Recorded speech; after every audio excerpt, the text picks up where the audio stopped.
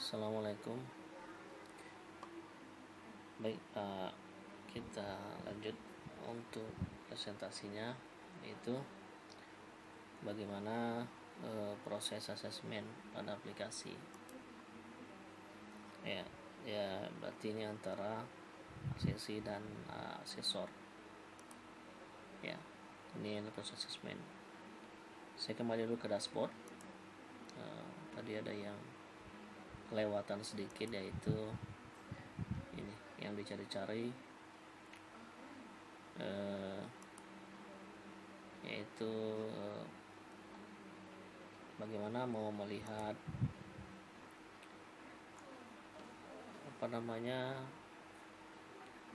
PDF-nya ya. Bagaimana melihat PDF KPL01, yaitu ada di profil asesi. Paling bawah nih ada unduh PDF. Nah, tapi ini hanya bisa dilakukan oleh si admin. Ya.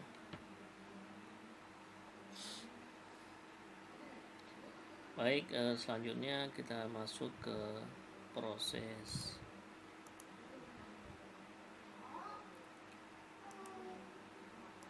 asesmen ya.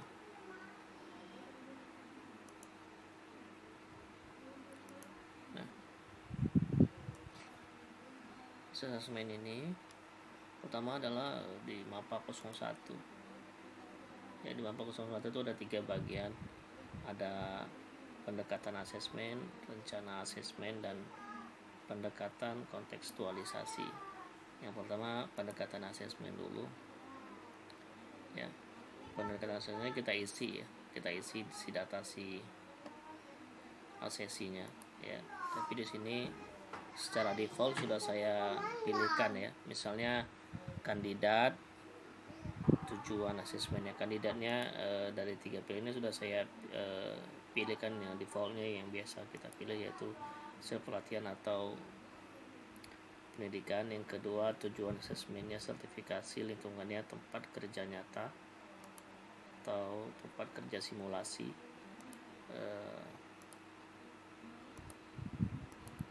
Kemudian peluang mengumpulkan buktinya tersedia, kemudian dan lain-lain ya. Nah, ini masih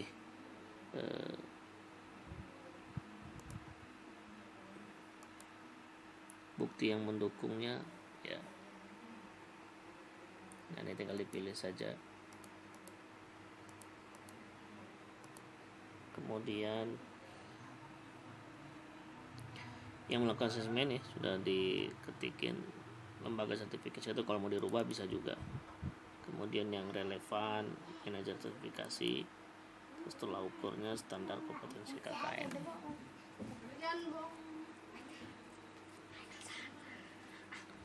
Nah, setelah itu ya dilakukan simpan.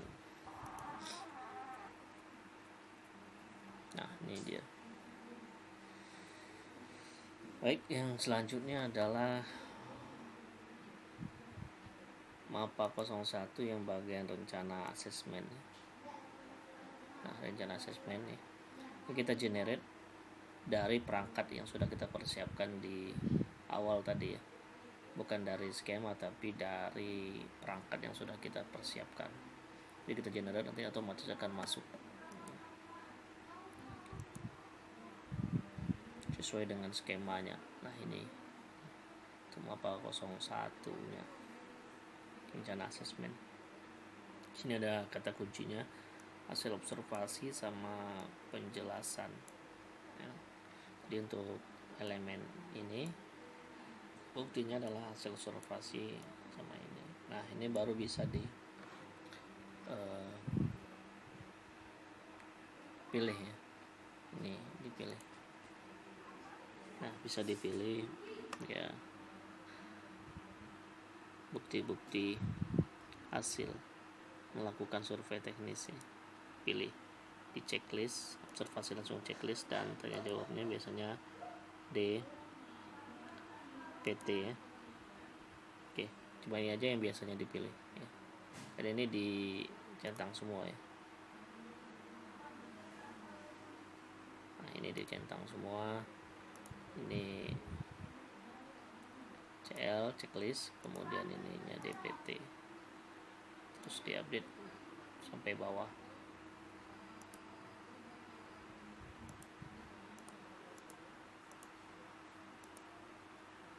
Atau nanti ini bisa juga otomatis ya, atau maksudnya ini nggak usah dipilih-pilih lagi, secara default pilihannya adalah checklist dan DPT ya, bisa juga untuk menghemat waktu si asesor ya. Jadi si asesor udah tidak terlalu misalnya ada yang kelewatan ya,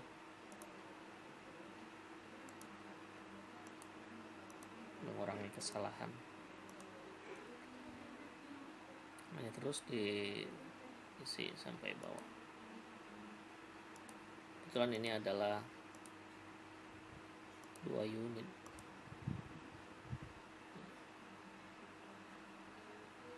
Dua unit dengan berapa elemen? 1, 2, 3, 4 nih. 4 elemen. Ya, lumayan kalau maaf.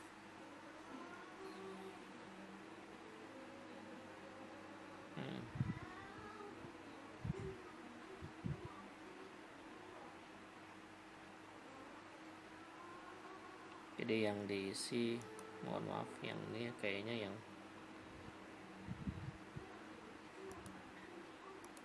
ya begitu ya.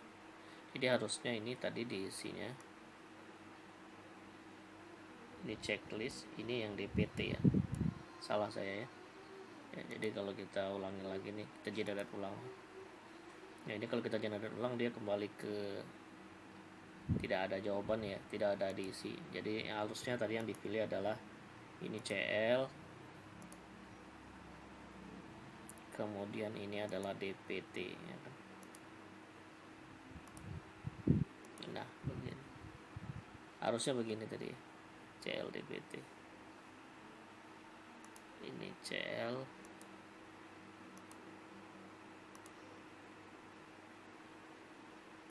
ini DPT. Nah begitu terus sampai bawah ya, terus sampai bawah.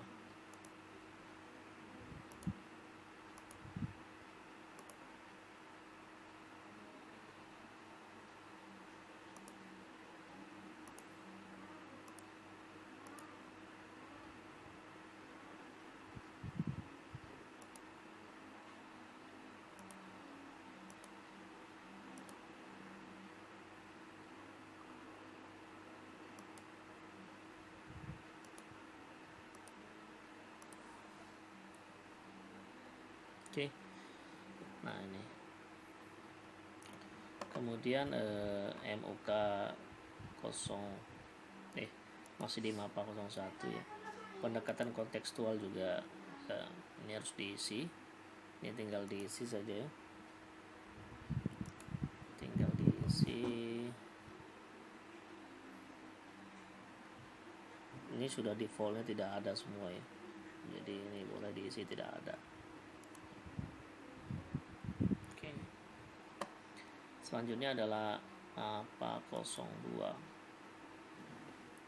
Ini MAPA 02 ini petanya, peta MUK. Jadi kita pilih saja, oh iya semuanya ya, untuk tahu. Artinya ada 5, yaitu pertama checklist observasi, yang kedua kan pertanyaan untuk mendukung tugas praktek, pertanyaan tertulis. Nah ini semuanya kita pilih ya. Ini secara default sudah ya semua, tinggal diklik simpan saja. Terus ya 1, 2.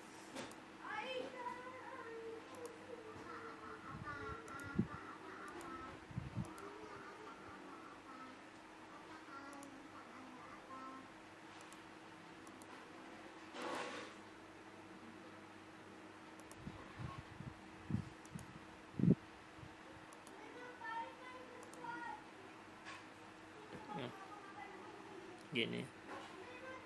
Oke. Selanjutnya adalah ini adalah MAPA 02. Kita masuk ke MUK 01. Nah, Ini kita generate dari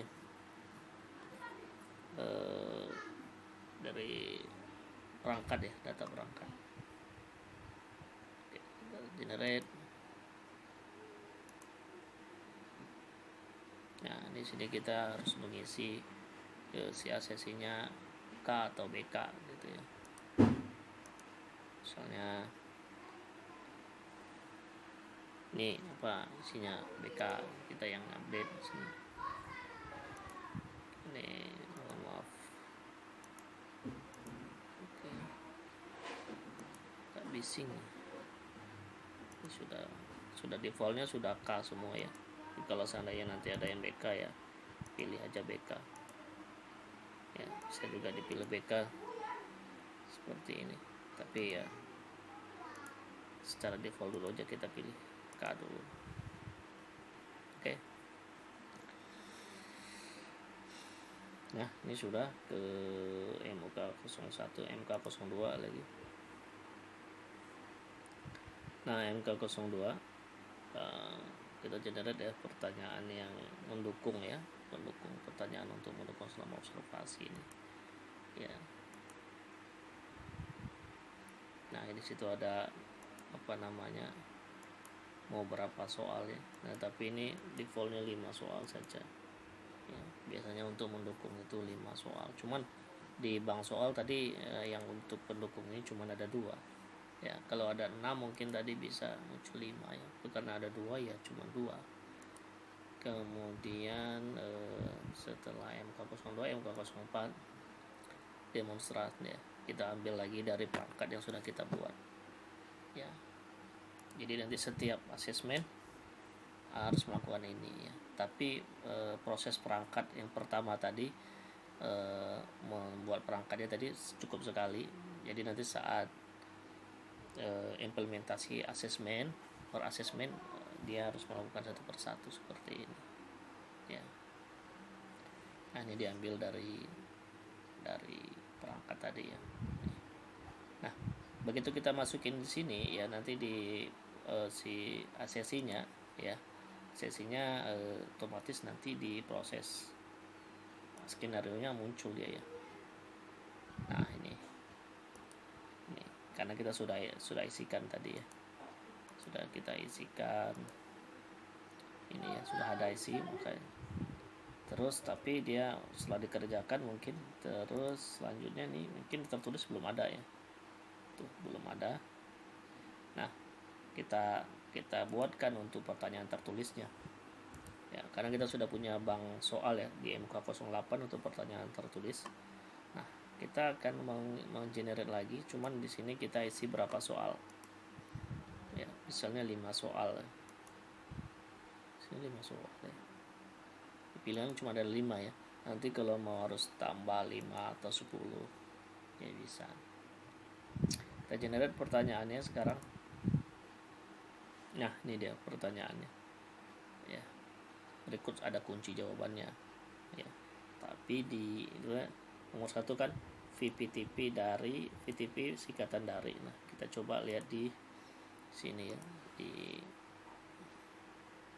nah tuh sama ya, VTP singkatan dari, cuman tentu nggak ada kunci jawaban di asesinya ya. Nanti otomatis dia akan menilai sendiri hasilnya berapa ya. Misalnya jawabannya pertamanya apa ini, B gitu ya, dia jawab B. Terus layanan IP secara otomatis memberikan IP kepada komputer yang memintanya adalah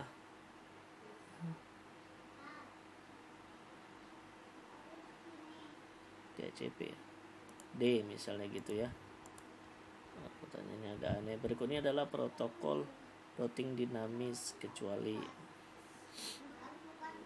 dinamis C kali ya, C. Nah, gitu ya. Kemudian CLI ya, direktori Ubuntu adalah untuk melihat direktori. Untuk direktori list is ls, harusnya ls kecil harusnya, melihat direktori. ls kecil, jawabnya A nya. Kemudian fungsi dari show VLAN brief ya, untuk melihat menampilkan hasil VLAN C. Nah, misalnya udah gitu ya, atau ini kita salahin aja nomor 1A ya, untuk menampilkan option. Nah, kita submit. Jumlah soal 5 belum ada ya, kita lihat. Nah ini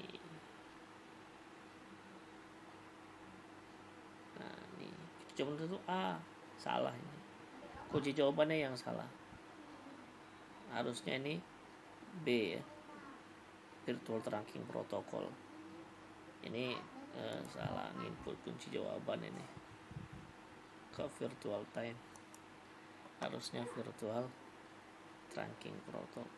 Ya A ya. Wah, ini salah nih, harusnya B jawabannya. Maaf, ini bukan salah si ACC-nya, tapi kesalahan yang memasukkan soalnya. Nah ini sudah benar. Nah nanti di paling bawah baru kelihatan ya, jumlah soal 5 yang benar 3, ada yang salah nih, yang terakhir sama yang pertama. Yang pertama sebenarnya benar, soal salah. Oke, langsung dia bisa melihat hasilnya. Oke, udah. Sebenarnya yang dilakukan oleh ACC cuma 2 ya, skenario, dia harus baca skenario, kemudian pertanyaan terus. Jadi si ACC ini kan nanti bisa menggunakan tab, bisa menggunakan komputer dan lain-lain, bahkan bisa menggunakan handphone yang mungkin bisa membacanya. Ini agak besar, jangan terlalu handphonenya terlalu kecil, karena nanti di sini banyak tabel yang sangat mengganggu ya. Kalau tab itu pasti karena dia sudah 7 inci. Kalau yang cuma 4 inci, nah itu agak repot nanti. Minimal 5 inci lah, 5 inci bisa kalau bisa sih 6 inci, 5 inci bisa di layar yang dilebarkan. Saya rasa seperti itu saja untuk proses asesmennya. Kita kembali ke asesor ya, kita lihat di sini. Nah, saya asesornya bisa lihat juga ya, ternyata hasilnya adalah jumlah soalnya 5, yang benarnya cuma 3. Oke. Di MK ini nggak ada penilaian, karena memang dia hanya berisi skenario ini diisi saat diisinya di MK 01 ya. Di MK 01 ini dia akan melihat di sini pengisiannya. Sementara MK 02 ini saat dia saat dia demonstrasi kan ada pertanyaan yang mendukung ya, apa kira-kira yang ditanyakan ya. Inilah proses asesmennya antara asesor, antara ACC dan asesor maksud saya ya. Saya rasa untuk proses asesmennya situ dulu, nanti tinggal tolong dikoreksi ya bagaimana. Oke. Atau kita mau tambahin langsung di proses validasinya ya, karena ini cuma 1 ya.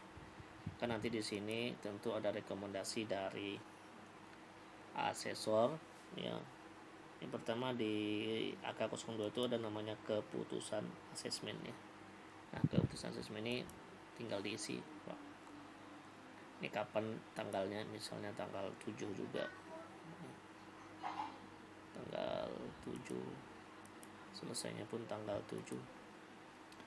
Kemudian keputusan asesmennya, nah ini kompeten tidak kompeten. Misalnya kompeten, tidak lanjut yang dibutuhkan ya. Nah, ini ada pilihan-pilihan ya. Yang biasanya kalau sudah kompeten biasanya pilihnya yang pertama, telah tercapai. Kemudian komentar observasinya juga tingkat kompetensi Anda atau yang Anda ambil gitu ya, kompetensi pada kualifikasi berikutnya. Kita tingkatkan kompetensi Anda. Ini ada saran ya. Nah, simpan. Oke. Kemudian ada juga selain keputusan juga ada validasi unitnya, apa nih, nah ini ya, secara default sudah diisikan gitu biasanya. Pilih unit ya, pilih salah satu unit dulu.